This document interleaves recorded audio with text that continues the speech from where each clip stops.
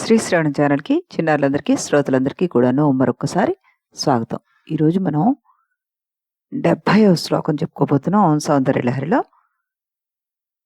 రోజులాగానే ముందుగా మనం సంస్కృత శ్లోకాన్ని వినేసి, ఆ తర్వాత దాని ప్రతిపదార్థ తాత్పర్యాలు తెలుసుకున్న తర్వాత, తెలుగులో పద్యాన్ని కూడా విన్న తర్వాత మనం అప్పుడు వివరణలోకి వెళ్ళిపోదాం. ముందుగా సంస్కృత శ్లోకం. మృణాళీ మృత్వీనా తవ భుజలతానాం చతశ్రుణా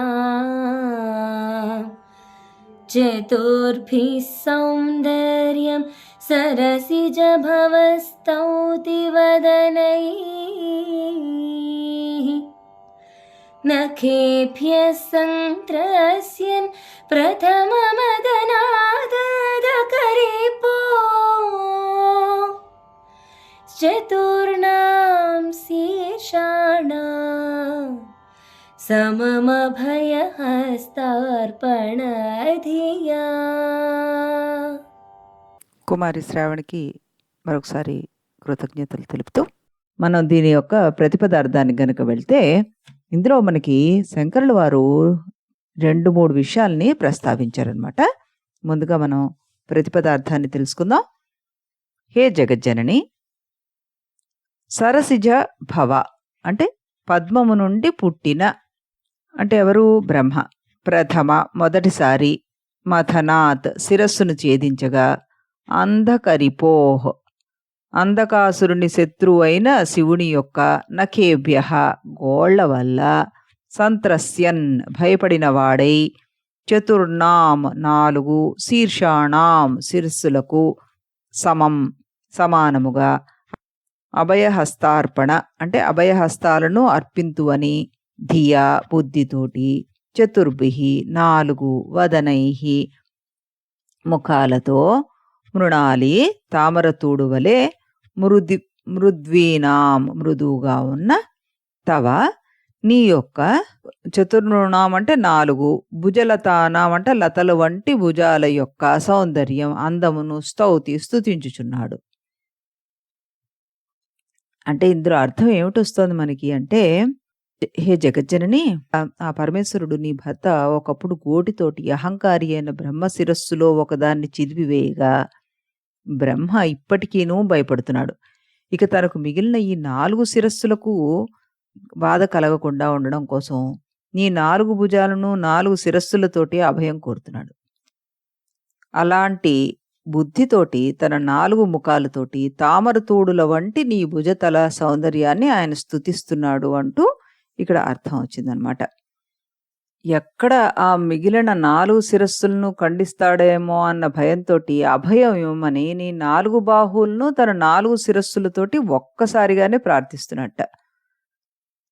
దీని తెలుగు పద్యాన్ని కూడా మనం విన్న తర్వాత దీన్ని వివరణలోకి వెళ్దాం. మనం ముందుగా తెలుగు పద్యాన్ని వినేద్దాం మనం.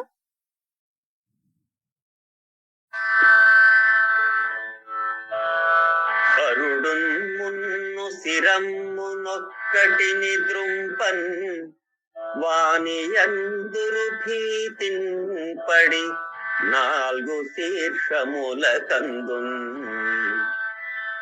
ప్రాణమంచున్ భవచ్చరణం ముంది మృణాల శోభయు లతా సౌభాగ్యమున్ తోచు నీ కర సంపత్తి చతుష్టమున్ నలువయుద్ఘాటించు నామోములన్.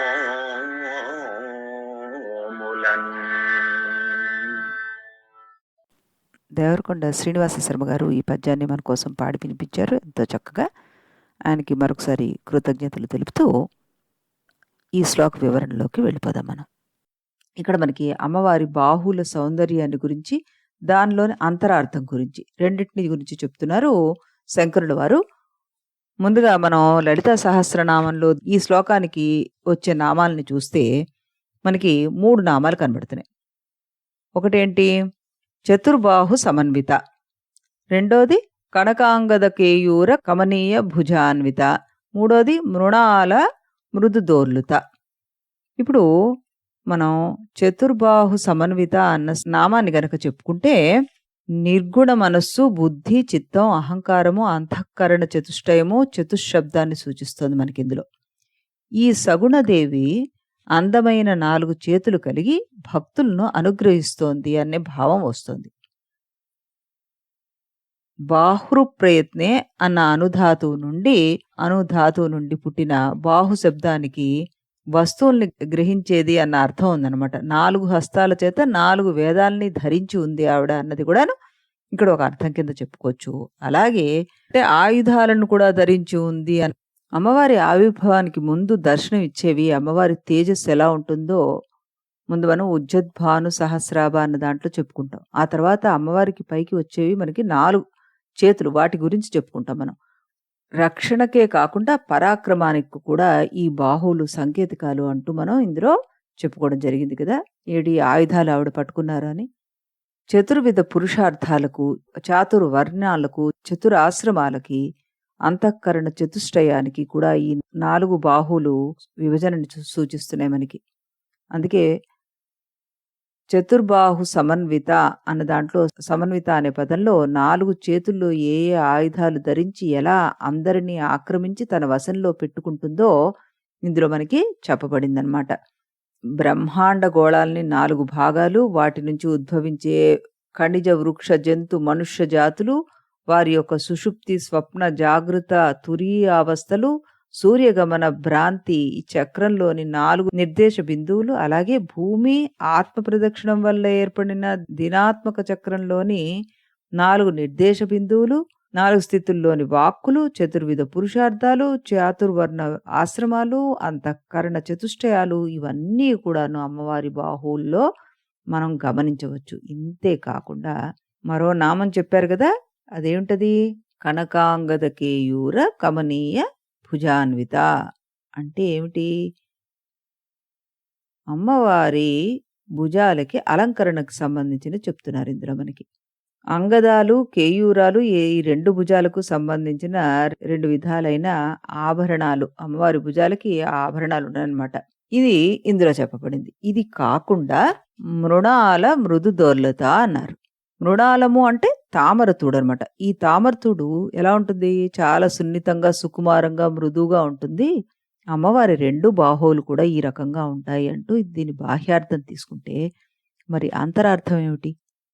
వెన్నుముక వెంబడి ఉండే కుండలిని మార్గంలో సుషుమ్న నాడితో అమ్మవారిని సమన్వయపరుచుకోవాలి అని మనం అనేక మార్లు చెప్పుకుంటున్నాం. ఈ సుషుమ్న నాడికి ఇరువైపులా సూక్ష్మంగా ఇడా పింగళ నాడులు ఎలా ఉంటాయో అలాగే తామరతూడులాగా సుకుమారంగా ఉండే బాహువులు అమ్మవారికి ఇరువైపులా ఉన్నాయన్నమాట. ఇక్కడ యోగపరమైన సూక్ష్మార్థం అన్నమాట. ఈ రకంగా మనం ఈ నామాన్ని ఇక్కడ గుర్తు తెచ్చుకొని ఈ శ్లోక వివరణలో కనుక వెళ్తే మనకి అమ్మవారి యొక్క 4 భుజాల సౌందర్యం ఇందులో చెప్పబడుతుందన్నమాట. అందులో శివుడంటే భయం బ్రహ్మకి. శివుడు ముందు బ్రహ్మకు 5 ముఖాలు ఉండేవిట. పరమశివునికి 5 ముఖాలే ఉన్నాయి. ఏమిటా ముఖాలు? సజ్జోజాతం, తత్పురుషము, ఈశానము, అఘోరము, వామదేవ అని వాటికి పేర్లున్నాయి. బ్రహ్మగారికి గర్వం కలిగింది. శివుడికి 5 ముఖాలే, నాకు కూడా 5 అని. ఇది గ్రహించిన పరమశివుడు ఆ అంధకతత్వాన్ని అణిచివేయడానికి ఓ వేలి గోరుతోటి ఆ 5వ తలం కాస్త గిల్లేశాడు. అందుకని బ్రహ్మగారికి పరమశివుడు అంటే తెగ భయం.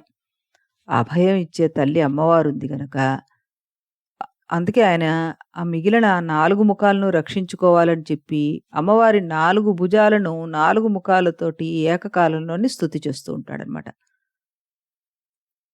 ఇందులో అసలు రహస్యం ఏమిటి అంటే బ్రహ్మకి 5 ముఖాలు పంచభూతాలు. అందులో పైకి ఉన్నది ఆకాశం.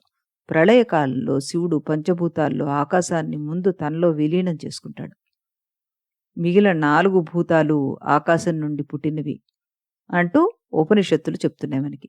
అవి కూడా ఆయనలోనే లీనమవుతాయి. ఇలా గనక మనం చూస్తే బ్రహ్మ 4 ముఖాలు, 4 వేదాలు, 4 వేదాలతోటి బ్రహ్మ అమ్మవారిని స్తుతిస్తున్నాడు అనే భావన కూడాను మనం దీంట్లో చెప్పుకోవచ్చు అనమాట. ఈ అంధకాసురుడి కథ కూడా మనం వినేద్దాం ఇందులో. ఈశ్వరుడితోటి దాక్షాయణి సరసాలాడుతూ సరదాగా ఆయన 2 కళ్ళను తన చేతులతోటి వెనకాల నుంచి మూసేసింట. ఆ క్షణంలో ఈశ్వరుని కళ్ళు మూతపడడంతోటి సర్వచరాచర జగత్తు చీకట్లో తమస్సులో మునిగిపోయింది. ఆ తమస్సు ఆకారంగా మారి పుట్ట అంధుడైన అంధకుడు అనే రాక్షసుడు జన్మించాడు. ఈశ్వరుడు సతీదేవిని మందరించి ఆ అంధకుడిని తమ బిడ్డడుగా పరిచయం చేశాడు. వాడు కూడా మాతాపితలైన సతీ శివులకు ప్రార్థన చేసి తపస్సుకు వెళ్ళిపోయాడు. అజేయమైన వరాలు బ్రహ్మ నుండి పొంది లోకపీడకుడుగా తయారయ్యాడు వాడు. వాడు ఏ అస్త్రశస్త్రాలకు చావకుండా, ప్రాణం ఉన్న ఏ ప్రాణి చేత చావకుండా బ్రహ్మ వల్ల వరాలు పొందాడు. మరోమారు తపస్సు చేసి శివానుగ్రహం పొంది అంధత్వాన్ని పోగొట్టుకొని కళ్ళు దృష్టి కూడా పొందాడు. ఇక వాడి ఆగడాలకి హద్దు లేకుండా పోయిందనమాట. ఇది ఇలా ఉండగా పార్వతీ పరమేశ్వరులు ఇద్దరూ ఒకసారి ప్రణయ కలహంతో ఒకరిపైన ఒకరు అలిగి కూర్చున్నారట. పార్వతీదేవి ఈశ్వరుణ్ణి వదిలి హిమవత్ పర్వతంలో అరణ్యాల్లో తిరగసాగిందట. శక్తి స్వరూపిణి తనని వదిలిపోగా ఈశ్వరుడు నిరాకుడయ్యాడు. మళ్ళీ ఒంటరివాడయ్యాడు. పార్వతి ఒంటరిగా ఉండగా ఈ అంధకుడు అటుగా వచ్చి ఆమె తన తల్లి పార్వతి అని తెలియక అత్యాచారం చేయబడ్డాడు. అప్పుడు పార్వతి దిక్కుతోచక ఈశ్వరుణ్ణి పిలిచింది. ఆ పిలుపు సమాధి స్థితిలో ఉన్న ఈశ్వరుని హృదయంలో ప్రతిధ్వనించింది. ఒక్కసారి ఆయన శక్తి ప్రేరితుడై శక్తి పూరితుడయ్యాడు. పార్వతి అంధకులున్న అరణ్యంలో ప్రత్యక్షమయ్యాడు. పాపాత్ముడా, నీ తల్లినే గుర్తించలేదా నువ్వు అంటూ గర్జించాడు. పార్వతికి ఆ అంధకుడు తమ బిడ్డడని, ఈశ్వరుని కన్నుళ్ళు తాను మూయగా తపస్సు నుండి పుట్టినవాడని గుర్తుకొచ్చింది. కానీ వాడప్పుడు దృష్టి లేనివాడు. దృష్టి వచ్చాక కూడా వాడిలో మానసిక అంధత్వం వదలలేదు అనుకుని ఈశ్వరుడు హెచ్చరిస్తున్న తల్లి పార్వతిని వెంటపడ్డం మానలేదు వాడు.